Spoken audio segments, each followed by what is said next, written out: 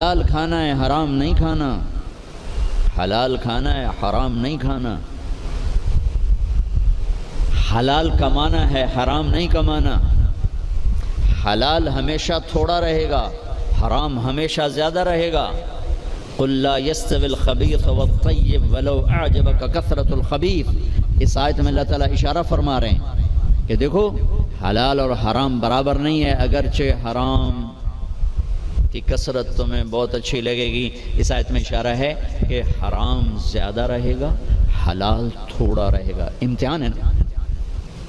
ایک دفعہ چیچا وطنی میں ہمارے علاقے کے قریب ہے، ایک بزرگ سے مولانا عبداللطیف صاحب، بڑے اللہ والے تھے، ہم ان کے پاس بیٹھے ہوئے تھے، دو آدمی آ گئے، تو ایک نے آ کر، یہ کوئی 30-40 سال پرانی بات ہے لیکن مجھے یاد اس طرح رہ گئی کہ اس کا ایکشن، اس کی دعا، ان بزرگوں کا جواب وہ ایسا عجیب سا تھا کہ وہ آج تک نقشہ میرے ذہن میں فکس ہو گیا۔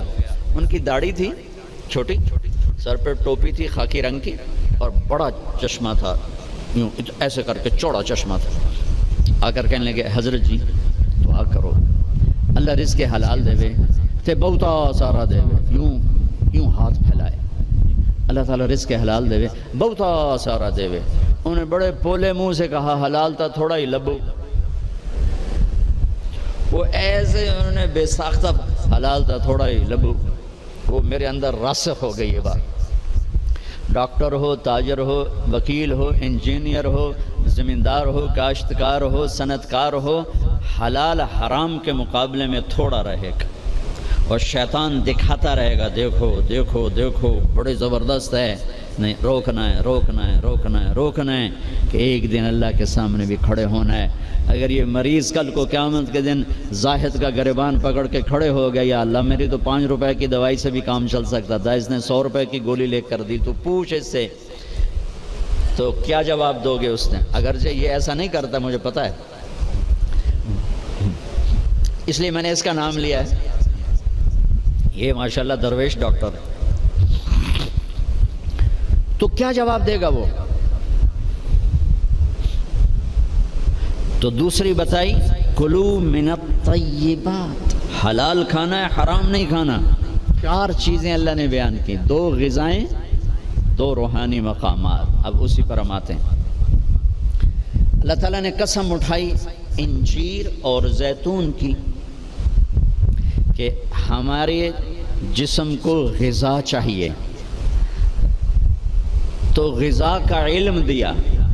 ہمارے آپ سب سے کہتا ہوں طب نبوی پڑھو، یہ زاہد سے بھی کہتا ہوں آپ سے بھی کہتا ہوں، طب نبوی پر 2 کتابیں ترجمہ ہو چکی ہیں، طب نبوی کا عنوان ہے، اس سے آپ کو بہت رہبری ملے گی، چونکہ آپ کے ہاں غذائی چارٹ اور چیزوں کے اثرات وہ آپ کے ہاں یہ علم نہیں ہے، لیکن میرے نبی نے یہ علم دیا ہے، اور آپ نے غذا کا چارٹ دیا ہے۔ علامہ ذہبی نے جو طب نبوی لکھی ہے اس میں ایک چارٹ ہے کہ کس چیز کو کس کے ساتھ نہیں کھانا چاہیے۔ مثلا ہمارے نبی جب روٹی کھاتے تھے دودھ نہیں پیتے تھے، جب گوشت کھاتے تھے دودھ نہیں پیتے تھے، جب دودھ پیتے تھے تو گوشت نہیں کھاتے تھے، جب دودھ پیتے تھے تو روٹی نہیں کھاتے تھے، جب دودھ پیتے تھے مچھلی نہیں کھاتے تھے، 2 سالن اکٹھے نہیں کھاتے تھے، 2 سالن کبھی زندگی بھر نہیں کھائے، ہمیشہ مفرد غذا کھائی، سوری زندگی چھنا ہوا آٹا نہیں کھایا۔ اور ابھی تمہارے ڈاکٹروں نے میرے سامنے ساری بیکری رکھی، جو چھنے کا بھی سردار، میدے کا میدا، ان کو تو خود نہیں پتہ کیا کھانا ہے کیا نہیں کھانا، تو یہ مریضوں کو کیا بتائیں گے؟ سوری زندگی میرے نبی نے چھنا ہوا آٹا نہیں کھایا، اللہ اکبر، ساری زندگی فائبر سے بھرا ہوا۔ تو وہ کسی نے پوچھا، حضرت انس کہہ رہے تھے کہ اللہ کے نبی نے زندگی بھر چھنا ہوا آٹا نہیں کھایا، تو ان کے شاگردوں نے پوچھا تو پھر آٹے کو کیسے صاف کرتے تھے؟ کہا اس کو پیستے تھے، پھر وہ پھونک مارتے تھے، پھونکوں سے جو چھلکے اڑ گئے باقی کو گوندھ کے روٹی بنائی جاتی تھی۔ تو چلو ہم تو اتنے مضبوط نہیں ہیں کہ ایسی روٹی کھا سکیں، لیکن ہم یہ بیکری تو چھوڑ سکتے ہیں، ہماری جماعت گئی بینن افریقہ، ایک ساتھی کو ہارٹ اٹیک ہو گیا، ہاسپٹل لے گئے، انہوں نے کہا جی یہاں تو کوئی ہارٹ کا ڈاکٹر ہی کوئی نہیں، کیوں کہ یہاں کسی کو ہارٹ اٹیک ہے ہی کوئی نہیں، نہ کسی کو شوگر ہے، نہ ہارٹ اٹیک ہے، نہ بلڈ پریشر ہے۔ میں کہا ساڈا پاکستان بھرا بہتر ہیں کما نہ۔ پھر انہوں نے ریسرچ کی کہ وجہ کیا ہے، تو پتہ چلا کہ پورے ملک میں بیکری کوئی نہیں۔ جب تک بیکریاں ہیں نا آپ کے کلینک آباد رہیں گے، فکر نہ کرو، دعا کرے کرو بیکریاں چلتی رہیں۔ جب بیکریاں بند ہو گئے تو کلینک بند ہو جائیں۔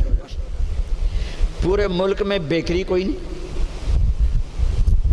پورے ملک میں مٹھائی کی دکان کوئی نہیں، پورے ملک میں مٹھائی کی دکان کوئی نہیں، ان کا میٹھا شہد ہے، شہد کھاتے۔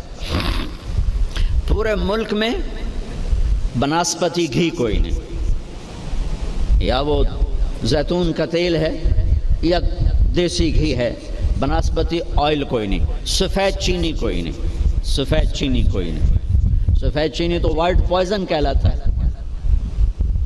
تب اب ڈاکٹروں کو بھی نہیں پتا کہ بھئی کیا کھانا ہے کیا نہیں کھانا۔ میرے نبی نے زندگی بھر چھنے ہوئے آٹے کی روٹی نہیں کھائی، 2 سالن نہیں جمع کی۔ حضرت عمر رضی اللہ عنہ کے بیٹے نے دعوت کی، عبداللہ نے، کھانے کی۔ عمر تشریف لائے، پہلا لقمہ لیا، چھوڑ دیا، کہا بیٹا میں نہیں کھاتا۔ کہا باجی کیا ہوا؟ کہا یہ 2 سالن ہے۔ کہا کیسے؟ ایک ہی تو ہے، گوشت بنایا، کہا اس میں گھی ڈالا ہوا ہے، گھی الگ سالن ہے، گوشت الگ سالن ہے، اور اللہ کے نبی 2 سالن کبھی نہیں کھاتے تھے۔ اور اب یہ جو بوفوں میں آپ لوگ میں ڈاکٹروں کے تباہی پھر تو ایک پلیٹ ایسے لگتی جیسے اونٹ کا کوہان ہوتا، اتھے گئی ہوں گی۔ اب یہاں 7 اپ بیچاری کیا کرے اور ہاضم اللہ کیا کرے؟ عبداللہ بن عمر کے پاس ایک حکیم آیا، کہا حضرت یہ آپ کی خدمت میں جوارش۔ کہا بھئی یہ کس لیے؟ کہا جی یہ ہاضمے دار ہے۔ تو وہ ہنس پڑے گا، بیٹا 40 سال ہو گئے میں نے پیٹ بھر کے کبھی کھانا نہیں کھایا، تو مجھے اس کی کیا ضرورت ہے؟ یہ تو آج کے لوگ کھائیں جو بھوک سے بھی اوپر بڑھ کے کھاتے ہیں اور دن میں 6 دفعہ کھاتے ہیں۔ والتین والزیتون، ایک اور حدیث یاد آ گئی، ما ملأ آدمی وعاء شرا من بطنہ، سب سے بدترین برتن جسے انسان بھرتا ہے، سب سے بدترین برتن جسے انسان بھرتا ہے وہ اس کا پیٹ ہے۔ کفا لابن آدم لقیمات یقمن بہ صلبہ، اے آدم کی اولاد تیری کمر سیدھی کرنے کے لیے چند لقمے کافی ہیں، اسے بھر نہیں۔ اور اگر تو چاہتا ہے کہ نہیں میں نے کھانا ہی ہے تو پھر 3 حصے کر، ایک غذا کو دے، ایک حصہ پانی کو دے، اور ایک حصہ ہوا کو دے۔ لا ناکل حتی نجوع، بھوک نہ لگے مت کھانا۔ وَإِذَا أَكَلْنَا لَا نَشْبَعُ، جب کھانا تو پیٹ بھر کے کبھی نہ کھانا۔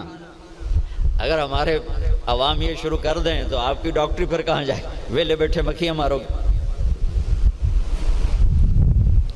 ہاں، والتین والزیتون، اعلیٰ غذاؤں کی قسم اٹھائی اللہ تعالیٰ نے کہ پیغام دیا ہے کہ غذا اچھی کھاؤ، تھوڑی کھاؤ، اچھی۔ پھل کی قسم اٹھائی، گوشت روٹی کی قسم نہیں اٹھائی، وہ بھی غذائیں ہیں، پھل سب سے لطیف غذا۔ پھر والتین، میرے نبی کے سامنے والتین، انجیر لائی گئی تو آپ نے فرمایا کہ اگر دنیا میں جنت کے پھلوں کے مشابہ کوئی پھل ہے تو یہ انجیر ہے، نہ اس کا چھلکا ہے نہ اس کی گٹھلی ہے، اور یہ جنت کے پھلوں کی صفت ہے کہ نہ جنت کے پھل میں چھلکا ہے اور نہ گٹھلی ہے۔ پھر آپ نے اس کے فوائد بتائے، یہ کھاؤ، یہ تمہارے جوڑوں کے درد کو نفع دیتی ہے اور تمہاری بواسیر کو ختم کرتی ہے۔ پھر آگے کئی فوائد بتائے، زیتون کا فرمایا کہ سب سے بہترین تیل زیتون، اسے پیو بھی صحیح، اس کی مالش بھی کرو، اسے ملو بھی صحیح، اسے کھاؤ بھی صحیح، اسے پیو بھی صحیح۔ تو اللہ تعالیٰ نے اعلیٰ ترین غذاؤں کی قسم اٹھائی، اللہ تعالیٰ یہ بھی تو کہہ سکتا تھا مجھے سموسے کی قسم، مجھے پکوڑے کی قسم، مجھے حلوے کی قسم، مجھے پوڑی کی قسم، والتین والزیتون، مجھے انجیر کی قسم، مجھے زیتون کی قسم۔ یہ پورا چارٹ دیا ہے، آپ لوگ یہ علم پڑھو کہ میرے نبی کا غذاؤں کے بارے میں کیا معمول تھا اور میرے نبی نے کیا فرمایا۔ اوروں کو نہ صحیح اپنے لیے پڑھو۔ تو میں بتا رہا تھا علامہ ذہبی کی طب نبوی میں ہے وہ، یہ اس کے ساتھ، یہ اس کے ساتھ، یہ اس کے ساتھ، اس کو اس کے ساتھ نہیں، اس کو اس کے ساتھ نہیں۔ ہمارے ڈاکٹر عبدالواحد صاحب ہوتے تھے مرحوم، کوئی پرنسپل ریٹائر ہوئے تھے نشتر میڈیکل کالج، میں نے ان کے دفعہ پڑھ کے سنایا، کہنے گے جو آدمی اس چارٹ پہ عمل کرے گا، کوئی تقدیر سے بیمار ہو تو ہو، ویسے نہیں بیمار ہو سکتا، اور موت، مرض الموت آئے تو آئے، اس کے علاوہ ایسے کوئی مرض نہیں آ سکتا۔ تو اللہ تعالیٰ نے ہمیں اچھی غذا کھانے کا حکم دیا، اندھا دھند، چونکہ جسم امانت ہے، پیٹ باہر نکل آئے۔ ایک صحابی ان کا پیٹ باہر نکلا ہوا تھا، تو آپ نے اس کے پیٹ پر یوں انگلی رکھ کر کہا کہ اگر یہ چربی یہاں نہ ہوتی تو کتنا اچھا ہوتا، لو کان ھذا فی غیر ھذا، کہ اگر یہ چربی یہاں نہ ہوتی تو کتنا اچھا ہوتا۔ غذاؤں کا صحیح یہ آپ کا علم ہے، لیکن آپ کے پاس بھی علم کوئی نہیں۔ سارے ڈاکٹر ڈبل روٹی کھا کے ناشتہ کر کے ہم دیں، اور ڈبل روٹی وہ تو سارے کا سارا اس میں سے فائبر نکلا ہوا ہے، اس سے بہتر ہے آپ سادہ آٹے کی سادہ روٹی کھا کے آؤ، اور پھر 10 چیزیں ملا کے کھانا۔ پھر تیسرا کھانے کا اصول بتایا، کلوا واشربوا ولا تسرفوا، کھاؤ بھی صحیح، پیو بھی صحیح، پر پیٹ بھر کے نہ کھانا، ورنہ بیماریوں کا شکار ہوتے رہو۔ تو وہ نا کھانا، گوشت، روٹی، چاول، سویٹ ڈش، اوپر کوکا، اوپر کوک، اوپر پیپسی، اوپر 7 اپ، تو بھائی پھیر دیو۔ کم از کم آپ ڈاکٹر تو اچھا نمونہ پیش کرو۔ جب ڈاکٹر ہی 3 لیٹر دے پیپسی پیندا پہ ہوئے تو بیچارے مریض کو کیا پتہ چلے گا۔ تو پہلا اصول بتایا ہے، انسان اچھا کامل نمونہ کب بنتا ہے؟ صحت اچھی۔ صحت اچھی کیسے ہوتی ہے؟ غذا